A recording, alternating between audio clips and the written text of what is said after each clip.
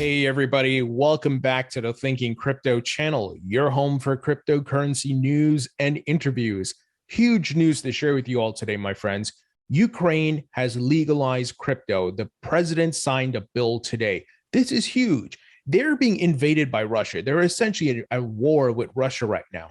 But the president took time to sign that bill into law today. I want to talk about the implications about this. This is huge for the crypto asset class and industry. And it just shows the solution crypto is bringing to the table to a lot of folks around the globe. We also have big news around Congress and the SEC and Gary Gensler. We have a bipartisan group of members of Congress who sent a letter today to Gary Gensler saying, hey, essentially reprimanding him, saying, hey, all that documentation you've been asking crypto companies for and yada, yada, you need to put that to a stop. Guys, I got to break this down for you. This is huge. And we got quite a few folks weighing in, and it's bipartisan. You got Democrats and Republicans going after Gary Gensler. This is good, as we've been talking about for a long time, right? Now, we also want to talk about some things with regards to Ripple. They added someone of a pretty high caliber to their board. And I think this is significant in what they're trying to do. I want to break it down, who this person is, what's their background. Also, Ripple's David Schwartz, he breaks down the tokenization on the XRP ledger today about stable coins and all these things that are being issued and what that means for XRP and the XRP ledger in the future. So we're going to break all of that down, guys, all big news. Before we get there, please go ahead and hit the thumbs up button, leave a comment below, and hit the subscribe button if you're new here.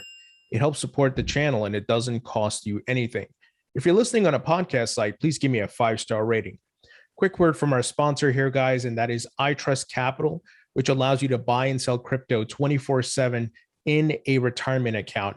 This allows you to avoid a lot of the tax implications that you would incur when trading on a normal exchange, right? Anytime you sell and you gain some sort of gain, I should say, you are hitting a taxable event.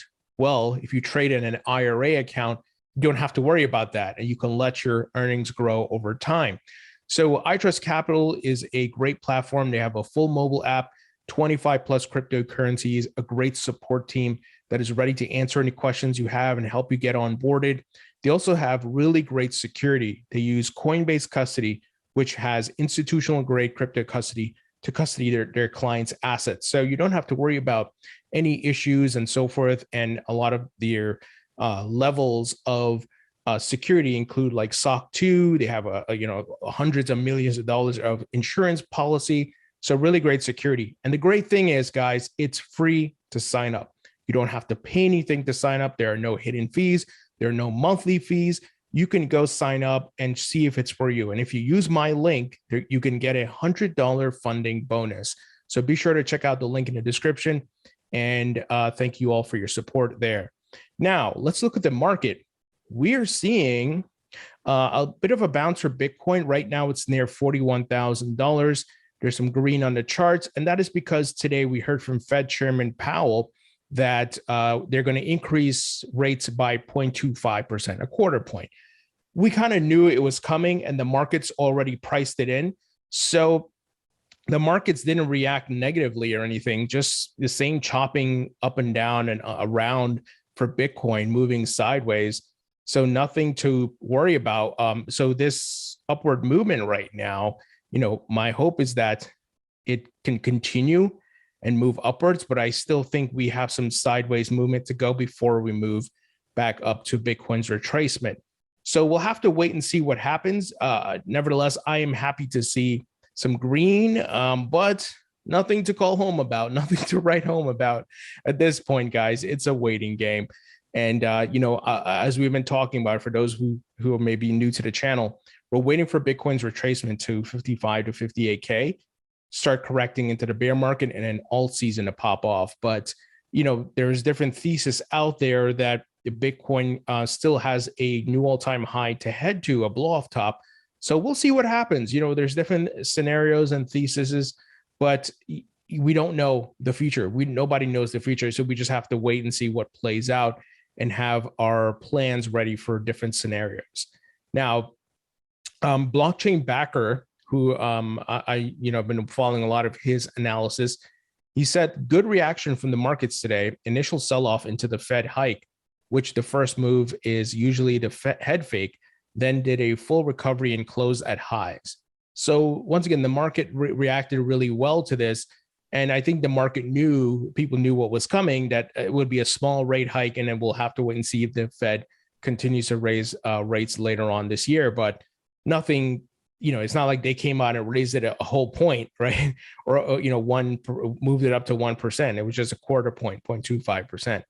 So Plan B, creator of the stock to flow model, he tweeted out the following chart saying that the Bitcoin price movements on the weekly chart look bullish. And he said, I spy with my little eye. So showing some similar patterns that we saw where Bitcoin then had a blast off into an upward trend. So he's not saying new all-time highs or anything, he's just saying an upward trend may be coming soon. So once again, we have to wait and see what plays out. This is not guaranteed. My hope is that, yes, this scenario plays out and Bitcoin makes a big move upward, but we just got to wait and see. Crypto Wizard, who also does some great analysis, has been, looking at the ETH charts, which look very similar to the Bitcoin charts, by the way. He's anticipating ETH to make a move upwards as well. He shared the following chart showing that Ethereum, could move back upwards to like $3,500 or $3,600. So we shall wait and see, my friends.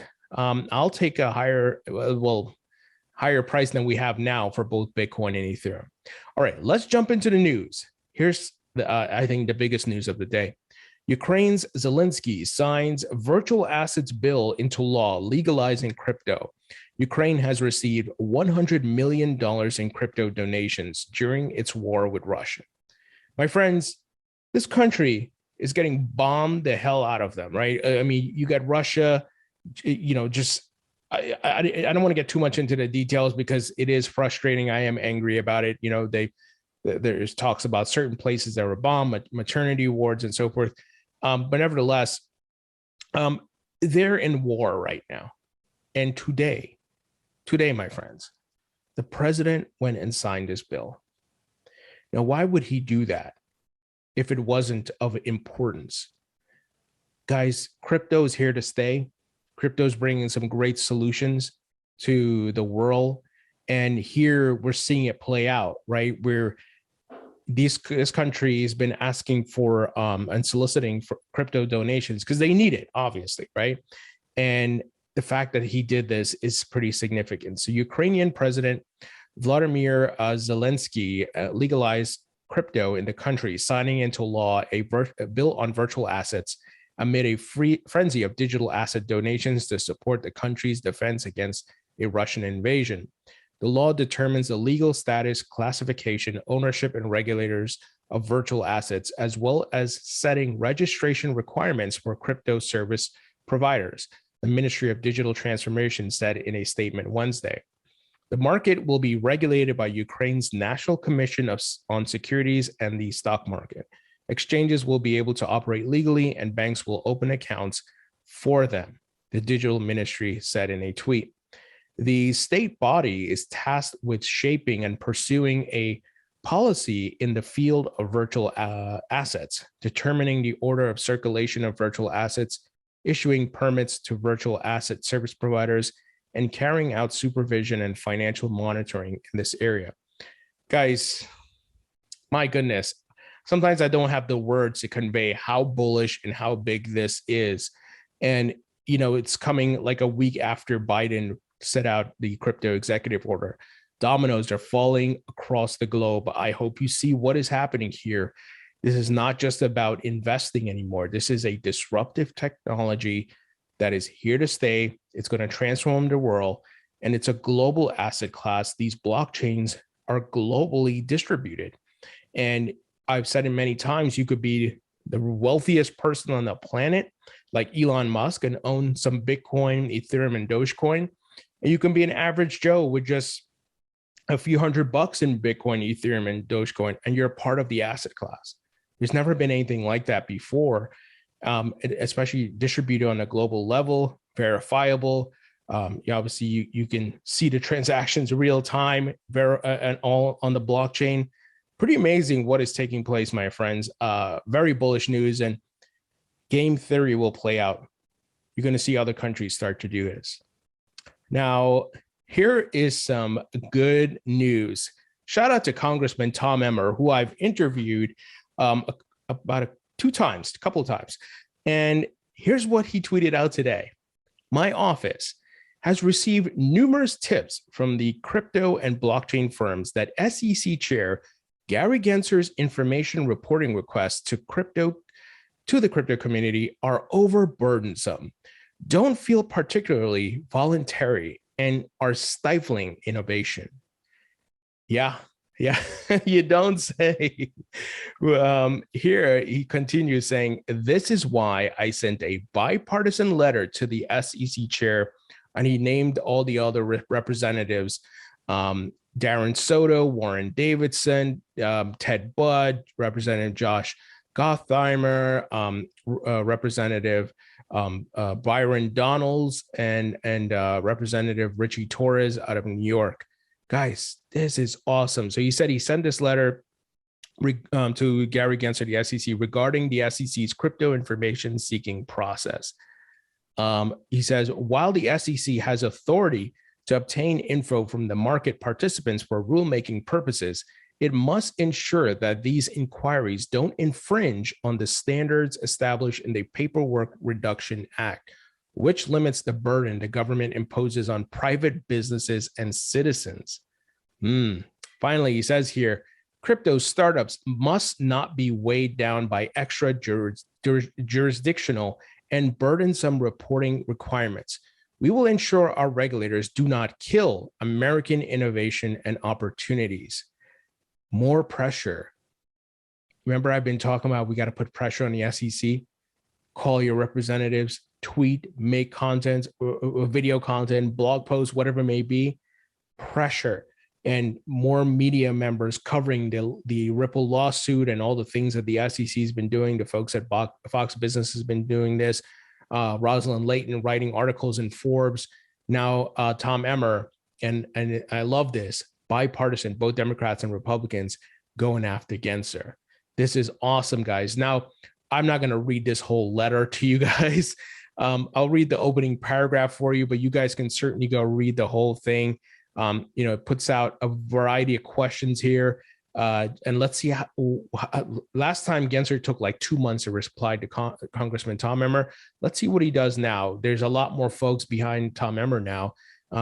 Anyway, the opening paragraph says, Dear Chair Gensler, we have questions regarding the SEC utilization of the Division of Enforcement and Division of Examination authorities to obtain information related to cryptocurrency and blockchain firms. Those authorities are better suited to the SEC's division charged with seeking public commentary as part of rulemaking process. And he goes on and so forth. Guys, this is awesome news. Once again, Gensler is feeling pressure from all fronts now. The media, members of Congress, right? Retail investors, guys, and obviously the people in the industry, the companies, right? We saw Coinbase CEO Brian Armstrong go out and tweet that the SEC has been acting shady and all of that. So this is awesome. I love this.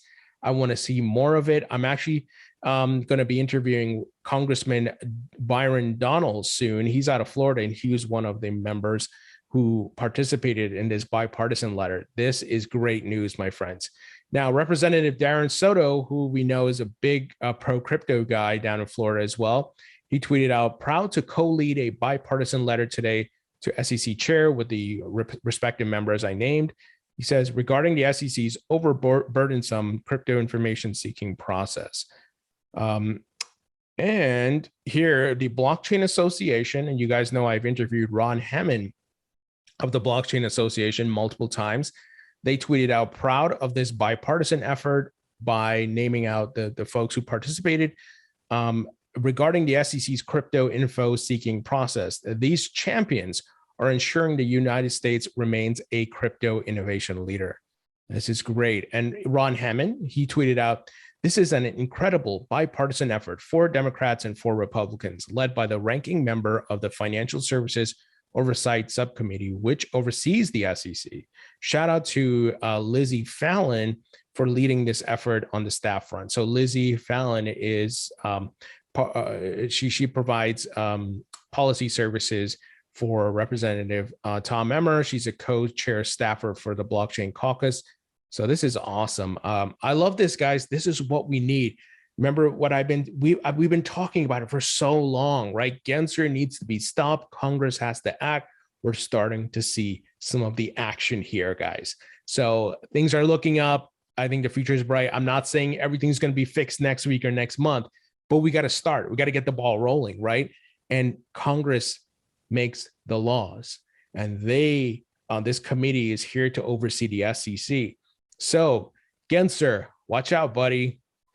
Let's jump ahead here. Speaking of the SEC, Library, which we know is being sued by the SEC, and they've been talking about how the SEC has been treating them very bad, operating like the mob, like the mafia, trying to shake them down. They tweeted out, "We do not respect the SEC." And then they put a tweet out here with one of the folks who's going to be testifying, making kind of a joke, right? Well, they said the SEC contacted us about this tweet and asked us to take it down. Oh, poor little Gensler. His feelings are getting hurt. Poor baby. Somebody give him a box of tissues. They said, like this comment if you think the SEC should go F themselves. I love this. I love it. I love that these companies are fighting back. They're not, taking the SEC's bullshit. Essentially, they said playing nice with the SEC for 4 years has gotten us absolutely nowhere. And I think a lot of companies are seeing that. Once again, Coinbase CEO tweeted out the SEC is acting shady. They are operating like the mob. And I've said it many times, they're rotten at their core. Guys, it's pathetic what has happened to this agency, which is supposed to, help protect retail investors, have some sort of integrity. All the integrity is out the door. And they continue here saying, we're done being nice to these monsters. Wow. And then they said, this was probably obvious, but we've been asked to make clear by people we do actually respect, our lawyers, not the SEC. So, wow, guys, I just love this. The SEC is being attacked now on multiple fronts. And that's why I've said, make your videos, blog posts, tweet, contact your representatives. Our voices are being heard, and that pressure is going to mount on Gensler, and he's going to have to resign or whatever it may be. Now, attorney John Deaton, who's representing 65,000 plus XRP holders, he tweeted regarding Library's tweet. He said, "Oh my God, how sensitive are the lawyers at the SEC? I realize I served as a lawyer in the USMC and likely developed a thicker skin than my Ivy League law graduate working at the SEC. But why the hell would a silly tweet bother you? Then again, they did attack me over my mean tweets." The SEC is pathetic.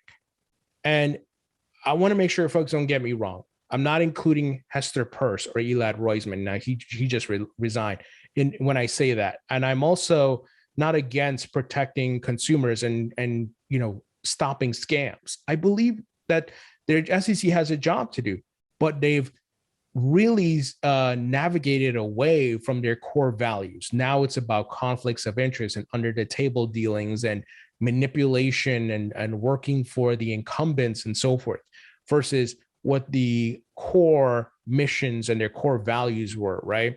So that's when I say all these things, that's what I mean.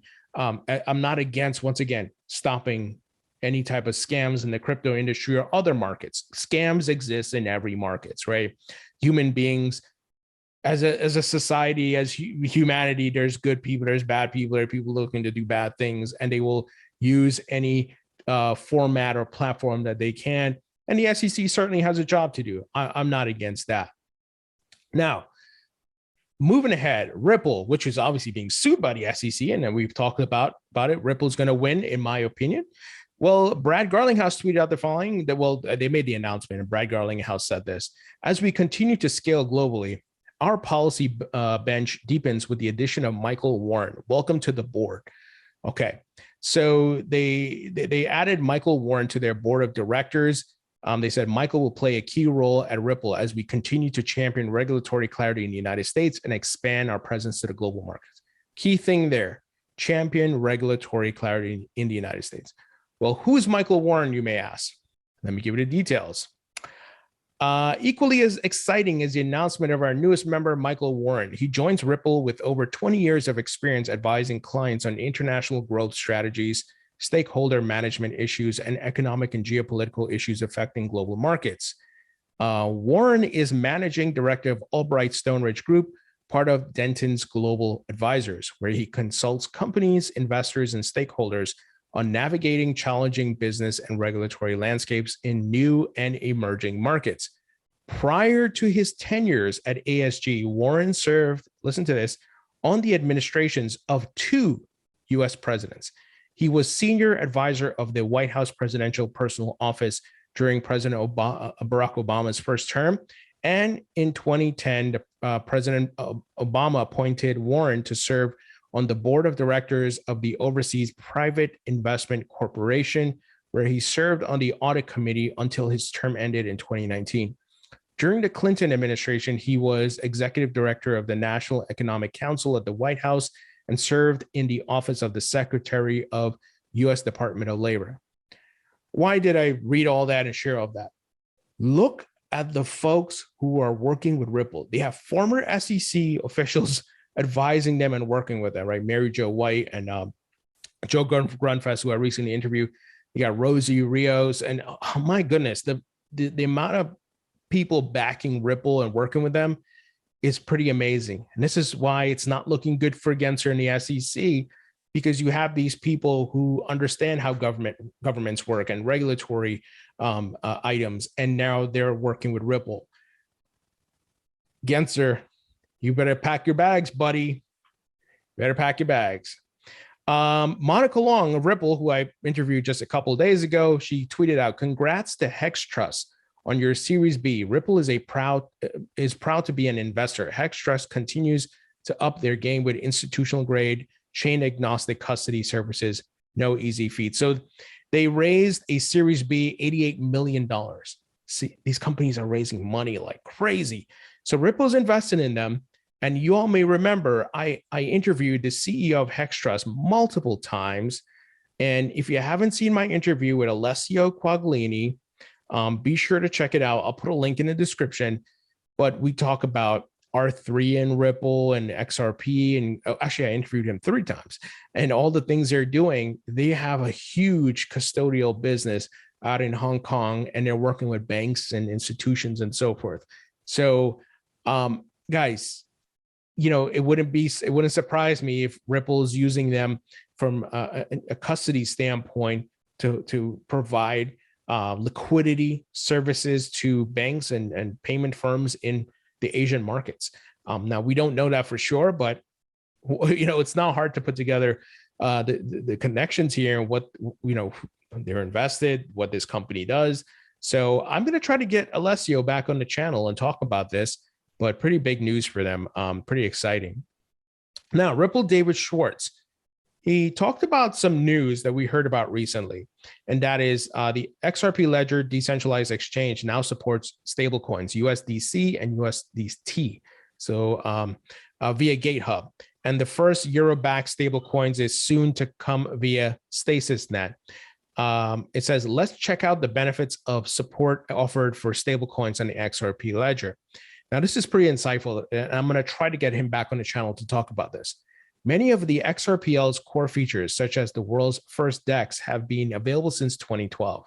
These features are extremely mature and functional, making it an ideal platform for stablecoin issuers to issue/manage assets of all kinds. All they need to do is create an issuing account and set configuration options for the account and the particular stablecoin. That's it. The XRPL's native token functionality makes this possible. He says, built for payments, the XRPL allows counterparties, financial institutions, such as financial institutions, central banks, and governments, the ability to fully settle transactions cheaply in just a few seconds. Notice he mentioned central banks and governments. Wow. not just financial institutions, central banks and governments. This assurance eliminates overnight and business risk for financial institutions in particular. Such counterparties are why one universally agreed upon stablecoin is highly likely. There are a few reasons for this, but mainly because stablecoins have an issuer as the counterparty that does not allow them to interoperate across payment networks and jurisdictions. Finally, he said, neutral counterparty-free digital assets like XRP solve this problem by acting as a bridge that allows payments to be settled quickly and efficiently without needing any trusted central intermediary. Guys, Ripple's building some really big things, and we know central bank digital currencies are going to be in the XRP ledger. You guys have seen my interview with the folks from Ripple, David Schwartz. We talked about this, private ledgers and so forth. So once again, I'll try to get him back on the show and to talk about what's the latest. Now, we have an update here from Flare, and they said today we're introducing Songbird /USD price pair to the FTSO to support the next phase of growth on Songbird, thereby enabling full usage of the Songbird tokens within decentralized applications built on the network. So Songbird is getting listed on exchanges. I think the most recent one was Kraken. So they continue to build support here. And I'm trying to get Hugo back on the channel, guys, to talk about him, Hugo Filion, and to get an update on the Flare token as well. I still hold my Songbird tokens. I actually have them delegated, so I'm earning. It's really great. So I don't have no reason to sell right now. It's not like I need the money. So I'm just going to let that grow and grow my holdings by delegating. And then, you know, if the value gets to a certain point, I'll sell it. Or if there's some higher rewards or whatever it may be coming out of this, you know, I'll continue to delegate or stake or whatever it may be. Finally, you know, we've been talking about a lot of crypto companies expanding, hiring, a lot of traditional firms jumping into crypto. Well, check this out. Bloomberg Crypto, they've launched a TV show. And here, Kaylee Lenz, who's an anchor there, she tweeted out today, we're getting excited over here, 5 minutes until the debut of Bloomberg Crypto. All these traditional financial media firms are now going to build segments dedicated to crypto and you know, teams dedicated to crypto reporting. See where we're headed, my friends? The asset class is growing. That's why I continue to preach, be patient, have a macro view. We're still early. Obviously, take profits where you need to, but there is life-changing money that can be made here for patient. Go back to the days of the dot-com boom and those, even after the 2000 tech bubble pop, people who bought the dips and held through that obviously became very wealthy or made a lot of money, high returns. So anyway, guys, that's the news. All good stuff. Ukraine, crypto bill, legalization. Gensler getting the pressure from members of Congress, bipartisan letter sent. This is awesome. We're headed in the right direction here. And I think Gary Gensler is going to have to pack his bag soon. You may have to step down. We'll see what happens. But let me know what you guys think. Leave your thoughts and comments below. Hit the thumbs up button. Share this video. And I'll talk to you all later.